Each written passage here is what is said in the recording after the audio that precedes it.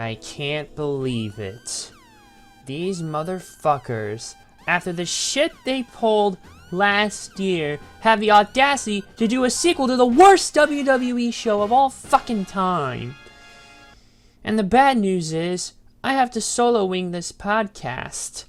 So, none of us kind of anticipated what happened at Hell in a Cell. And so Healy sent me a message saying, and I quote, "I think I'm done with WWE. That main event finish has so much fucking bullshit involved. I can't be bothered investing in this ass backwards company anymore. Gonna cancel my network subscription most likely. WWE just find a way to fuck up something that's seemingly impossible to fuck up.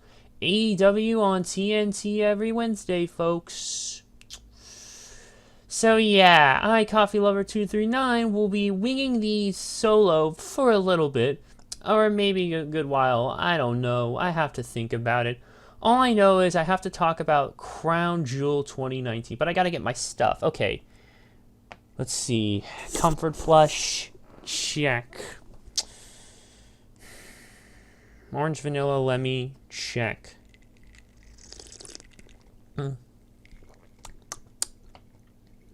Yeah, that's something. Alright, so yeah, last year's Crown Jewel was a very infamous show. Between all the controversy that was going on into it at the time, and then the actual show itself just completely falling apart at the last 3 matches, I never wanted to live anything like that down again. And those of you who were with me that day, yeah, you know I kind of lost my mind. That was not fun at all. And now look at the sequel madness we have. We have an undefeated boxer going in to bury Braun Strowman.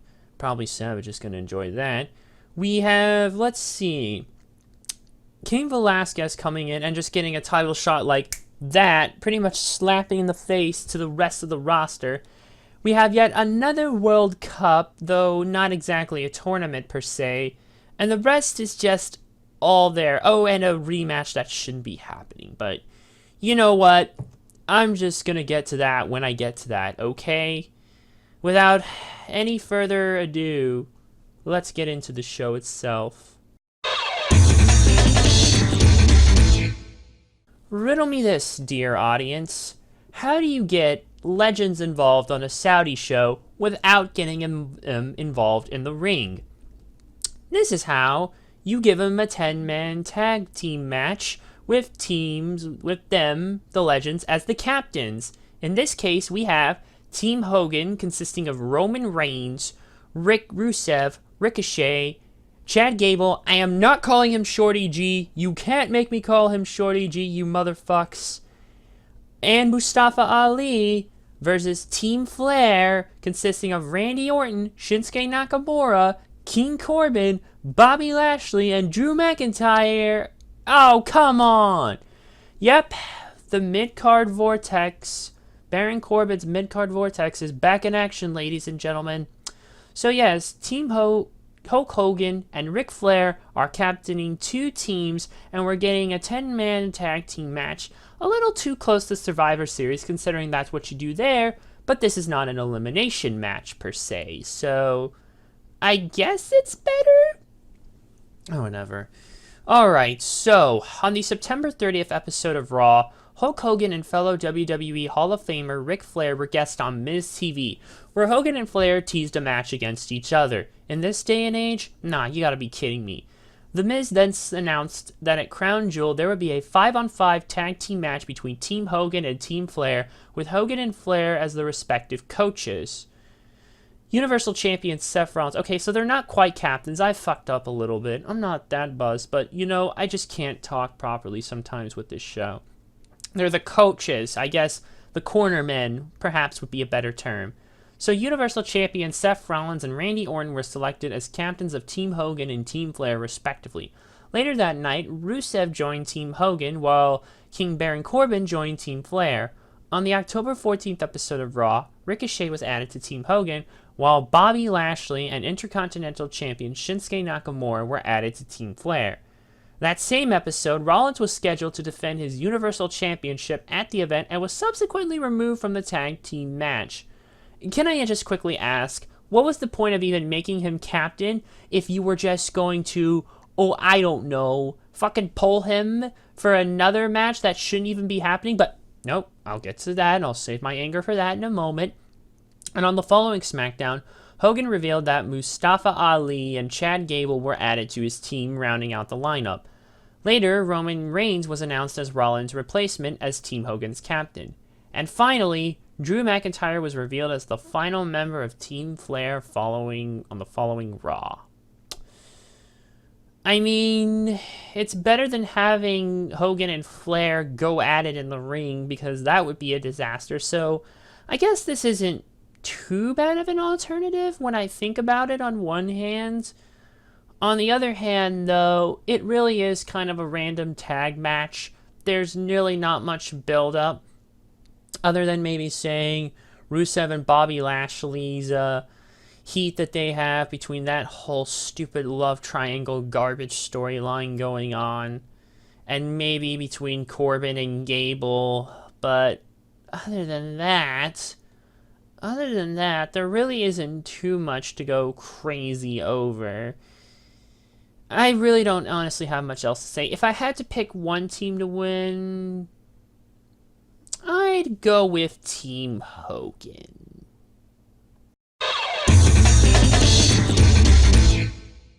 Our next match is Braun Strowman versus Tyson Fury in a plain old singles match. So, amid Braun Strowman's match during the SmackDown's 20th anniversary on October 4th, also the premiere episode of it on Fox, Strowman taunted professional boxer Tyson Fury, who was seated in the front row. Later during that match, Strowman brutally slung Dolph Ziggler into the barricade, which knocked Fury back into his seat. Fury jumped the barricade, only to be restrained by security. On the following Raw, Fury appeared wanting an apology from Strowman. After exchanging verbal insults, a massive brawl broke out between the two that had to be separated by security and other wrestlers. At the Crown Jewel press conference in Las Vegas on October 11th, it was announced that Strowman would face Fury at Crown Jewel. So yes, WWE is going in and bringing in yet another outside, little bit smaller boxer compared to bigger men. Where have I heard that before? What was it? Was it WrestleMania 24 when we had this similar thing play out? Yeah, it was 24 when Floyd Mayweather took on the Big Show, except that was quite interesting. This is really, honest to God, not. I don't follow boxing too well, to be honest, so I don't know too much about Tyson Fury. Seemingly, this is his only first real bit involved in SmackDown. On one hand, Fox would want someone familiar. They want the more sporty people. And, yeah. On the other hand, though, so Fury, I guess, kind of fits that.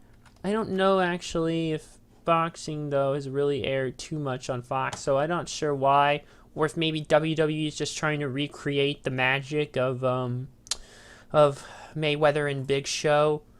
On the other hand, I guess it's been a while since we have something. You know what? I honestly don't know. I'm just not really too interested in this match, so I don't really have much to say else outside of what's already been presented. And if I had to pick somebody to win, we look at the previous one. Floyd Mayweather defeated the Big Show, and he was undefeated. Yeah.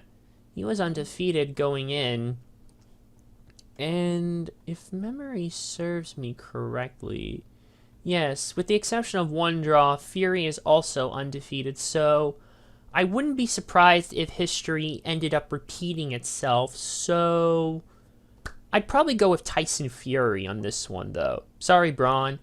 That said, though, things might pick up for Braun Strowman after this, as he's rumored to be involved in a Intercontinental Championship feud with Shinsuke Nakamura, so yeah, I wouldn't be surprised if that happens, but yeah, for this match, I'm going with Tyson Fury. I can't believe it. They actually were stupid enough to go put the title back on Brock. And now look what we're getting. Brock Lesnar versus Cain Velasquez for the WWE Championship. So, on the September 30th episode of Raw, Brock Lesnar and his advocate, Paul Heyman, interrupted an in-ring promo by Rey Mysterio. Lesnar proceeded to not only brutally attack Mysterio, but Mysterio's son, Dominic, who was seated in the front row. After Lesnar God. Actually, no, this isn't the right way Wikipedia is wording it. After Lesnar buried Kofi Kingston, yeah, that sounds more appropriate, to win the WWE Championship during SmackDown's 20th anniversary that Friday, Mysterio, along with former UFC MMA guy Cain Velasquez, appeared, making his WWE debut.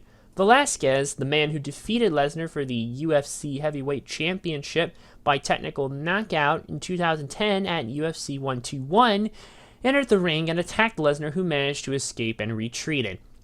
In a backstage interview, Velasquez stated he came to extract revenge from Lesnar for what he did to Mysterio and Dominic, who was later revealed to be Velasquez's godson.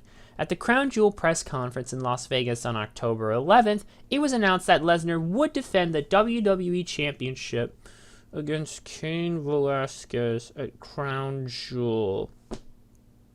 So yeah, on top of pretty much taking Kofi Kingston and just pretty much making him go down like a bitch in 9 seconds, which you can go watch the reaction to that on my Twitch channel. Yeah, that. Now we're tossing him aside just to do this crap.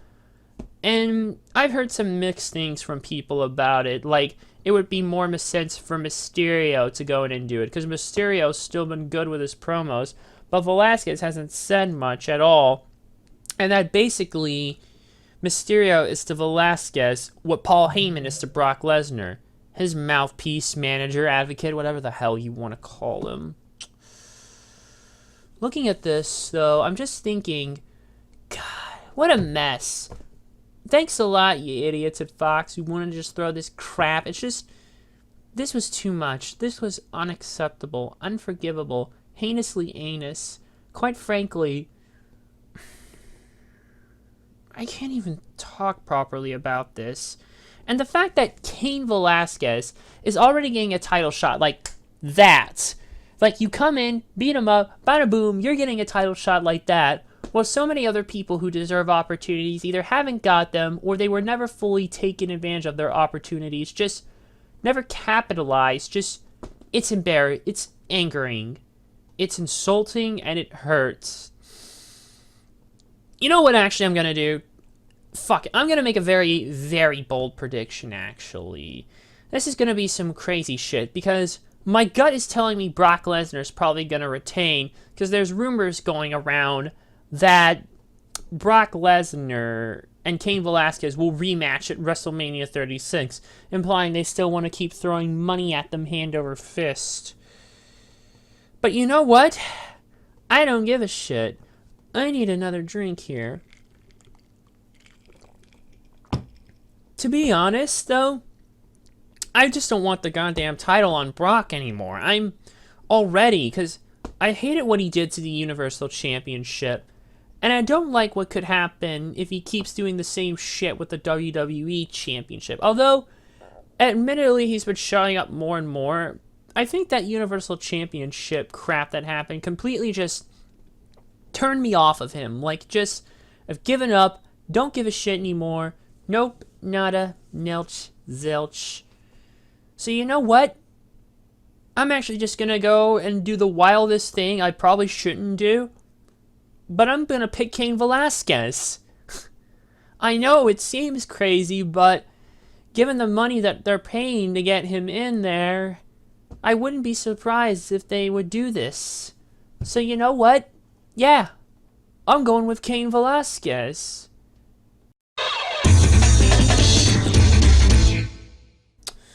Our next match is Mansoor versus Cesaro in a plain old singles match.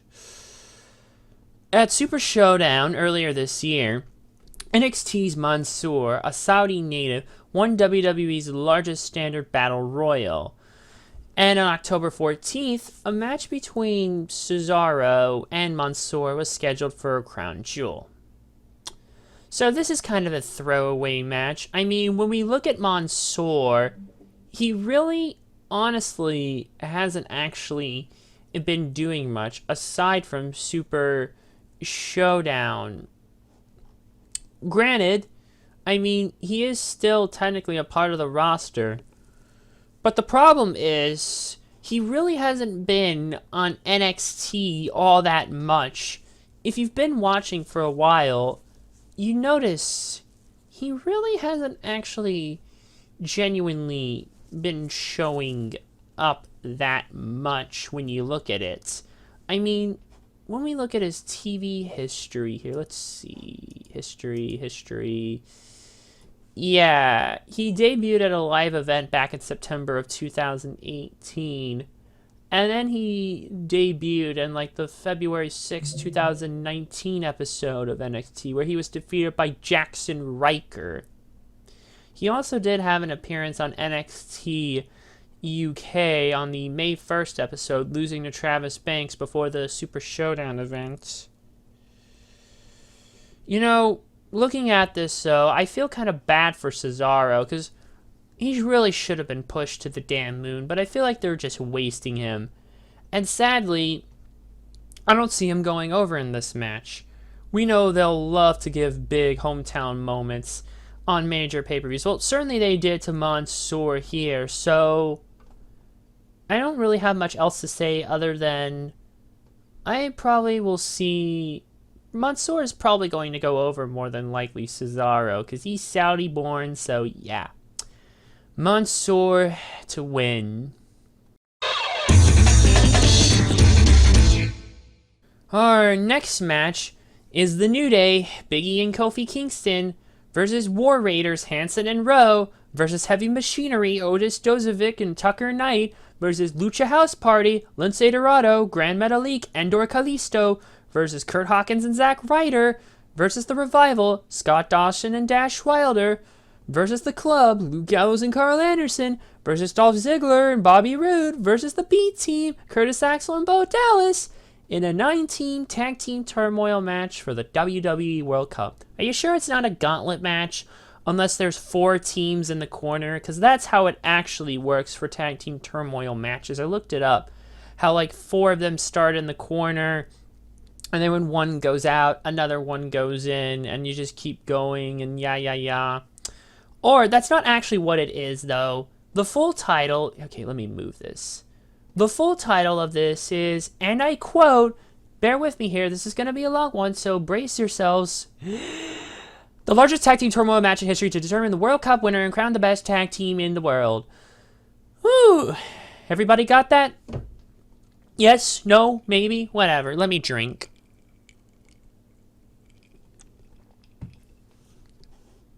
Alright.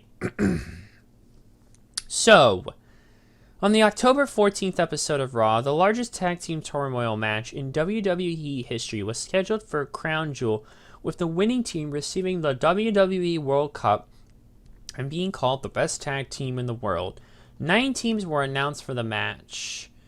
And I mentioned Big E and Kofi specifically because Xavier Woods was injured prior to the event. He suffered an Achilles tendon tear during a house show in Australia, and he's going to be out for a good while. And pretty much everyone else is there that I already mentioned, with the exception of War Raiders being the Raw Tag Team Champions. About fucking time, too, might I add. And the Revival being SmackDown Tag Team Champions. So, yeah, this is kind of seemingly random. So remember last year's World Cup when it was a tournament, only to realize everything completely and utterly fell apart again with that crap I'm not even going to go back into? Here, though, it's a little different. We have Tag Team Turmoil or Gauntlet, or whatever the fuck you want to call it. And so at least it's a little different. And here the teams are already set up. No other crazy madness seemingly is happening.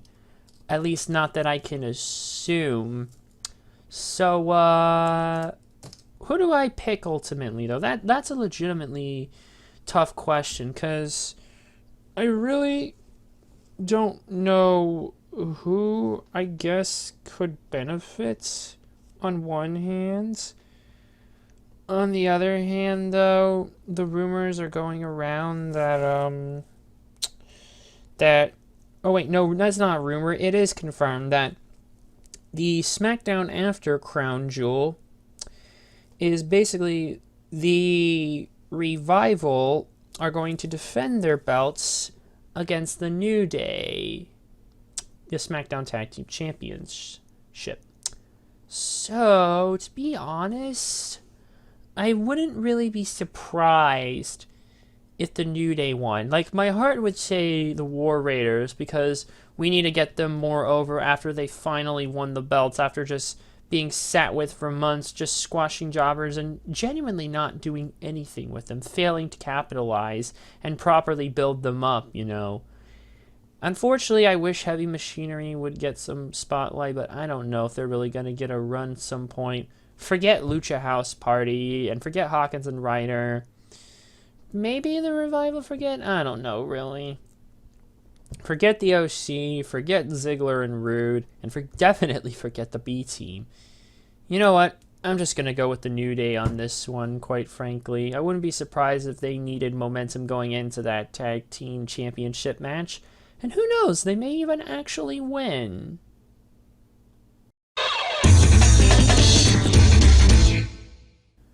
Oh, no. Here it is. The one match I really needed the plush for. Just, I can't believe it. I can't believe it. They're actually still trying to genuinely continue this feud and drag it out after that bullshit they pulled at Hell in a Cell that caused my partner in crime to stop watching. Seth Rollins versus the Fiend Bray Wyatt in a Falls Count Anywhere match for the WWE Universal Championship, and the match cannot be stopped for any reason. Oh, you stupid idiots. I thought Hell in a Cell couldn't really be stopped for any reason, but you completely destroyed that shit last year, and then you buried it 6 feet under with this. Yeah, good going, dweebs. You really deserve a nice kick in the ass for that. Alright, let me just try and explain this here.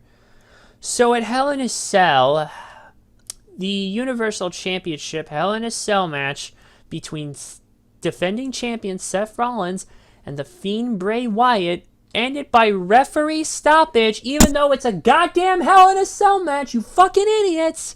Thus, Rollins retained. And I need to go off on that for a moment. I need to go off on this for a moment, by the way. That ending was terrible. First of all, not just the fact that you completely and utterly are destroying the meaning of Hell in a Cell. You're destroying the fucking meaning of it, quite frankly. Just starting a feud with it and ending it like that there is just... it's killing the meaning. I thought last year was bad with the Roman Reigns and Braun Strowman match ended in a no contest, but I think this is somehow even worse. And the fact that you tried and hotshot at him that quick in when he obviously wasn't going to win the title, the Fiend, you completely and utterly screwed up badly, and you deserve every bit of scorn that you've gotten for this.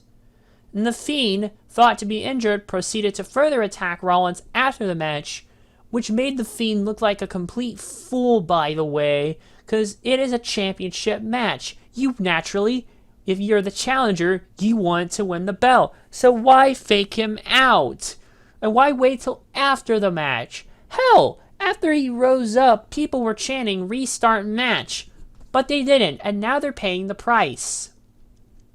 On the October 11th episode of SmackDown, the first night of the 2019 WWE Draft, a match between Rollins, representing Raw, and Roman Reigns, representing SmackDown, was scheduled to determine which brand would earn the first draft pick of the night, which Rollins won by disqualification due to the Fiend's interference for no fucking reason, also earning Raw the first draft pick. Yet, oddly enough, Bray Wyatt was later drafted to SmackDown. They never specifically said The Fiend, by the way, but Michael Cole said on commentary, I guess wherever Bray goes, The Fiend goes, or something like that.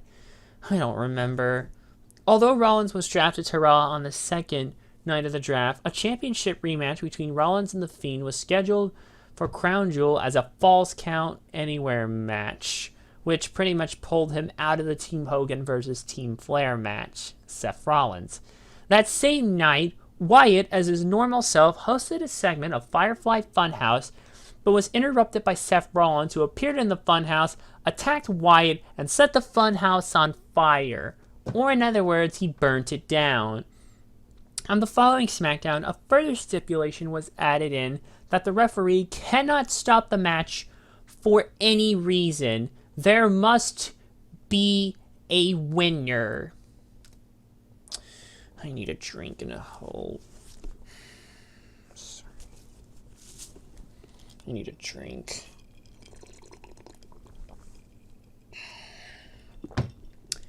To say that Seth Rollins is not in a lot of people's good graces right now, by the way, is a big fucking understatement, to say the least.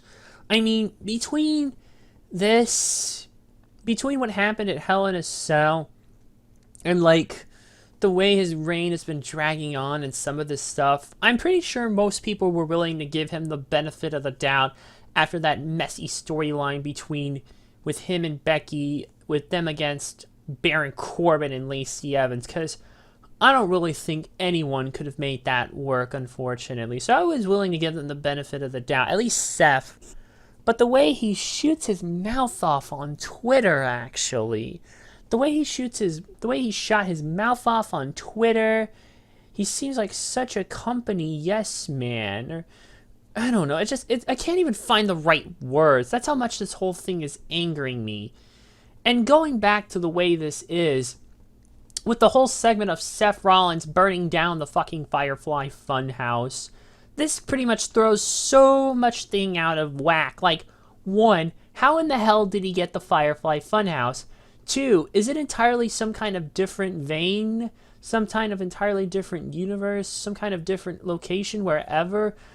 And, like, how would he even find it? And 3, oh god, and this actually happened after that, because, like, on the last SmackDown before Crown Jewel, there was a Firefly Funhouse segment, because when Seth Rollins burnt the Funhouse down, it supposedly killed Ramblin' Rabbit. And seemingly, when they had the Firefly Funhouse, which was the essentially funeral for Rambling Rabbit, everything seemed to go back to normal, pretty much. Like, no indication that it was burned, no reference to the past events, nothing. So was the whole damn thing another hallucination? I don't know. I hate to build up what they're doing. Like, the fact that they're doing this crap and throwing everything for a loop, and they're still dragging the shit on. Even worse, despite the wildcard rules seemingly being killed by the draft, these two are still on opposite brands, you idiots! Look at this. I mean, I thought the wildcard rule was dead, but nope.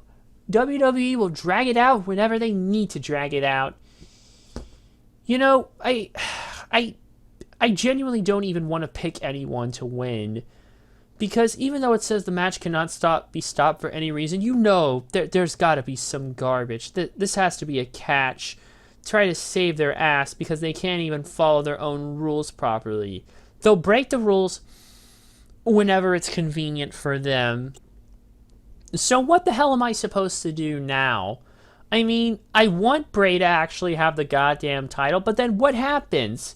Does he win it then? If he does he go over to Raw practically? And then that's the trade-off for the whole Blackbuster trade of, like, Alexa and Nikki back going to SmackDown and then having, like, The Fiend go to Raw, and this is the future consideration? I don't know.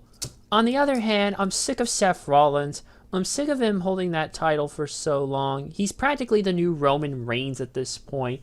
Except Roman wasn't this stupid to go fire his mouth off. getting into Twitter spats with Will Ospreay, bragging about his bank accounts and all that shit too, and calling AEW minor leagues, when tomorrow Shad Khan could buy out Vince McMahon if he honest to God wanted to. But he doesn't, because now he has his own league that he's funding, being run by his son Tony, that is pretty much kicking the ass of this in terms of quality wrestling. You know what? It pains me to say this, but I'm going with Seth Rollins. As much as I can't stand him, this is another Roman Reigns situation. They're forcing him into the top push style that has pretty much been dead, that hasn't worked for years and years on end, and I just don't see the Fiend going over. They've practically screwed the pooch with the Fiend by not capitalizing when they should have, or even booking themselves into that corner in the first place. They really shouldn't have made that Hell in a Cell match a championship match, to be honest. It, honest to God, should have fucking been a non-title match. Or even a regular match if you were gonna do that bullshit that you did. Yes. And so it pains me to say this, but the Architect will beat the Fiend.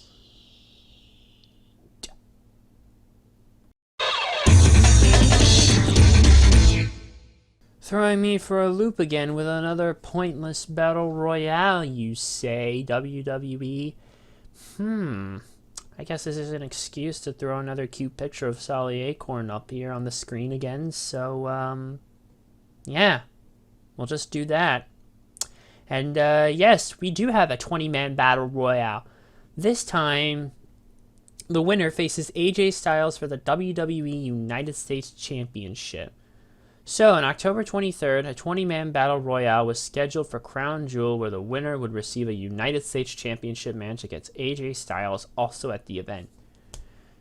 You know, this also pretty much seems like another random kind of battle royale, actually. So,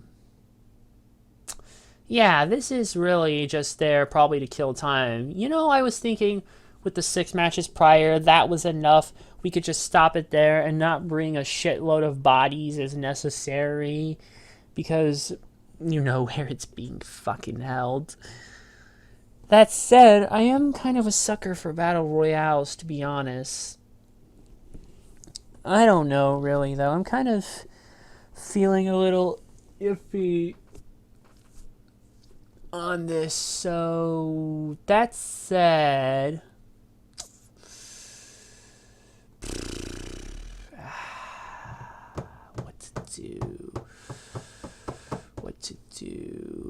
what to do. Again, there's no one listed who's going to be competing in the Battle Royale, and knowing what happened last time, they probably won't know until the day of the event. So I'm just going to throw another random name out there to pick. If I had to pick a random name, much like what I did last time with Super Showdown, I'm going to pick Andrade, who I thought was going to be the 5th man of the Team Flair, especially because, well, he's engaged to Charlotte, so he kind of married his way into the family, but nope, way to subvert my expectations there. But yeah, I'll just pick Andrade for this. And now we go to the last match. AJ Styles versus whoever the hell wins that battle royale. You know, I kind of really don't have, I don't know. I can't even properly think on this one either. Again, this is just the tie-in there for the U.S. Championship. Obviously, someone would have to be a Raw winner personally. So, with that said, if we had to pick someone else, though, and yeah, Andrade is on Raw, so he does have a chance, but there's really not many other people I could see going for it still.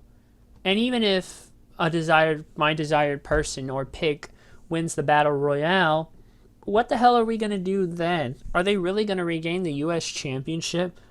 I don't know. I mean, AJ doesn't really need it. He's already had a decent reign. remain with it. I guess this is just seemingly a longer transitional champion, but that said, I wish someone else would get over. But, I kind of don't think, I really don't think whoever wins the Battle Royale is going to beat AJ Styles. I just don't see him dropping that title, so yeah, I'm just gonna go with AJ Styles. Well, ladies and gentlemen, there we go. There you fucking go.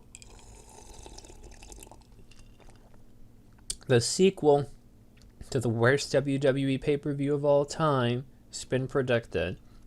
Don't worry, folks.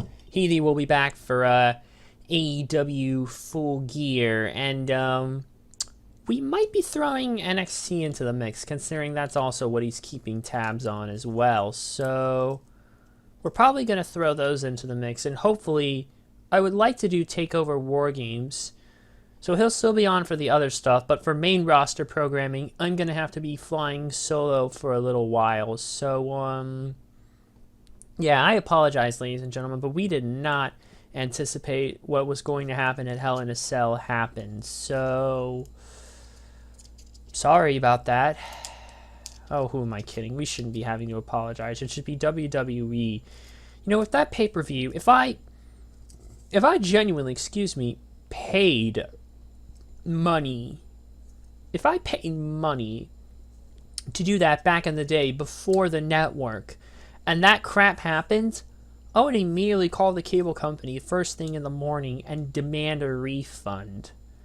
I would do that because, honest to God, now look, they're trying to drag the corpse. It's like, just stop. It's already dead. Okay, maybe there's a chance for The Fiend to get back after all of this, but it's very slim, and I have no faith in them that they're going to do the right thing. And given where we are, who knows?